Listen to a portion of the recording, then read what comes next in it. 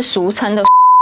是很常听到，对不对？但他就是被打到失明了，谁知道呢？嗨，晚安，我是 Sharon。这支影片来分享我第一次去韩国，也是第一次在韩国做医美的经验。原本是想整理给朋友的，但既然都整理了，就干脆分享给大家。这是我第一支影片，很明显的没有任何的订阅者，然后我的 Instagram 现在也可能800多追踪者而已，所以不用担心这个是有业配或者是广告。那这支影片分享的可能会跟其他人的方向不太一样，会先从怎么决定适合自己的诊所类型，再到挑诊所的注意事项，然后分享我自己去了哪一间做了什么样的项目，整个流程给我的感受，还有最后的效果是什么，跟大家做分享。最后再分享我为了这趟医美之旅在网络上做的一些功课，有收集到网友一些推荐的跟很雷评论等等的。废话不多说，开始。首先怎么挑选适合自己的诊所类型呢？我主要分成3大类：流水线、医生1对1面诊的，跟皮肤专科医生。有皮肤专科医生就代表其他大部分人做的很有可能不是皮肤科医生哦，因为韩国真的皮肤科医生好像其实5% 左右吧，就是没有太多。那你要怎么判断你的医生是不是皮肤科医生呢？你就看他的诊所或者是网站上有没有一个红色标志，或者是医生的医师袍有没有那个标志。我个人是觉得，如果你有侵入式的疗程，比如说打针剂，就是填充啊，或者是肉毒等等的，建议是找皮肤科医生比较专业一些。价格一定是比其他2个再高一点，其实也没有高太多，但是安全性什么的我都觉得比较有保障。重点是，就算再贵也没有比台湾贵。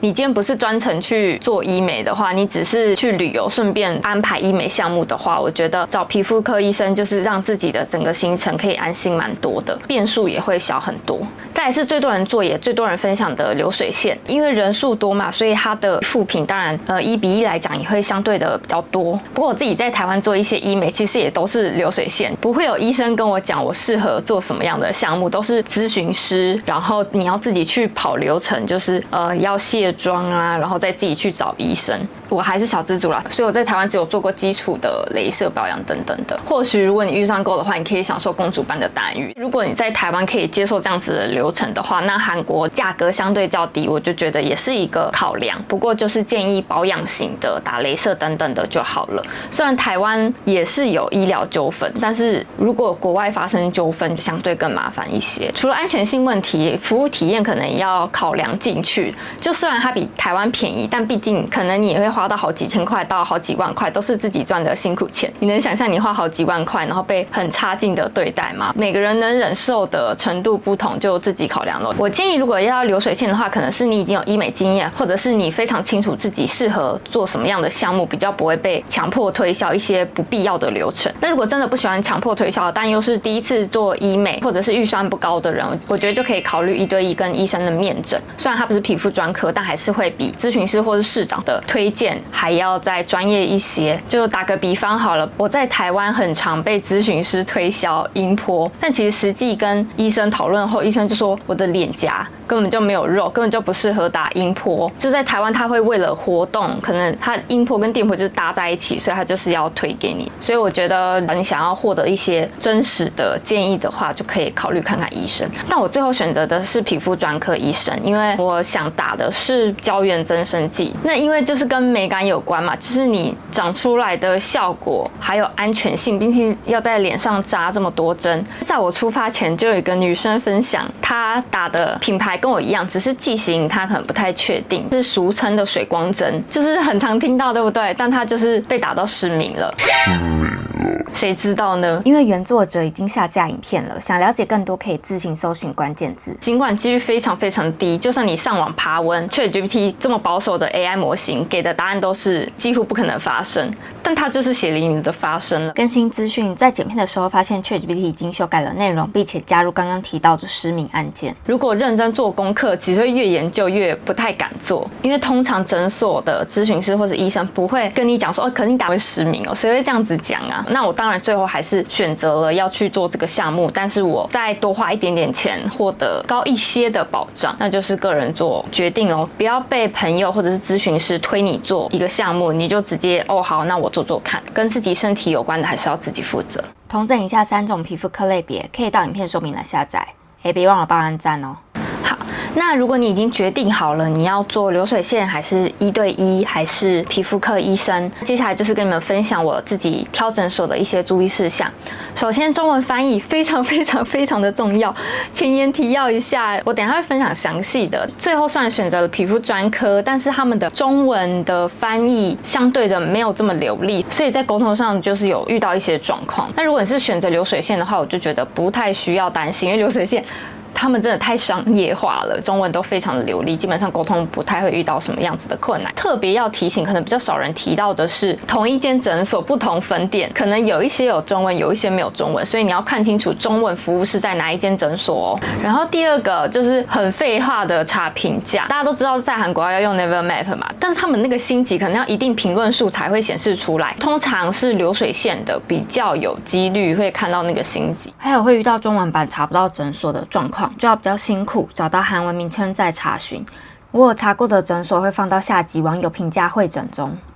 第三个很少人提到的查社群。我自己查社群的方式呢，第一个看他们有没有把中国跟台湾的市场分开，也就是简体跟繁体的市场有没有分开。就除了政治问题以外，我觉得两边流行的还有用语还有美感不太一样，就是喜欢的不太一样，看他们有没有拆开来。还有一个小地方是我会看他有没有日本的社群，我觉得如果他们连日本人都喜欢的话，应该品质会好一些些。当然这只是刻板印象，但就是对我而言，有繁体中文或者是有在经营日本市场的话，我自己会稍微加分一点点。那除了市场的区隔以外，我觉得社群上也会影响到接下来的第4点到第6点。第4点呢，就是查价格，就是如果它的官网没有价格的话，你可以从社群看。那很常发生一个状况就是中韩不同价，但我不确定是中韩不同价还是外国人跟韩国都不同价，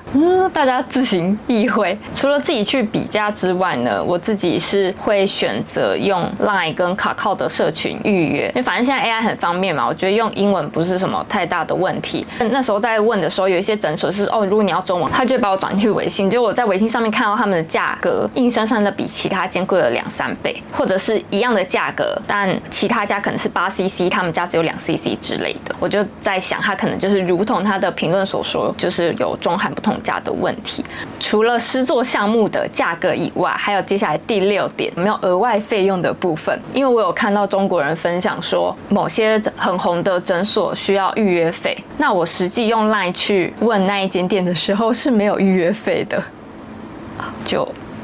除了预约费之外呢，建议大家也要去询问有没有咨询费。我觉得应该是遇到太多人问完价格比价之后就跑掉了，所以就多一个咨询费。那这个咨询费可以问一下，因为通常是如果你有真的做项目的话，就不需要收这个的。台湾也是有这样子的收费的，所以我觉得合理，就价格好像差不多在400-500台币左右。接下来是某一些一样是明星诊所，就可能他的院长是有上电视之类的，可能就会要医生指定费，或者是那个医生的施作项目的费用就是会比较高一些。第7点很容易被忽略的，每一间诊所的主打项目还有机器不同，就一样流水线其实为了赚钱，它的机器超多，我觉得没什么太大的问题。但如果是1对1或者是皮肤专科的话，可能就要问一下你想做的项目有没有。因为我去的那一间就是主打乔雅露，那我朋友想做的减脂的项目在那一间就没有，所以我就再帮他找了一间附近的流水线，也比较便宜。第8点，院长是皮肤科医生，不代表其他医生是哦，一定要提前问清楚你预约的医生到底是不是，因为他们通常会有明星医生嘛，就是挂在外面啊，或者是你可能在 YouTube 上面看到，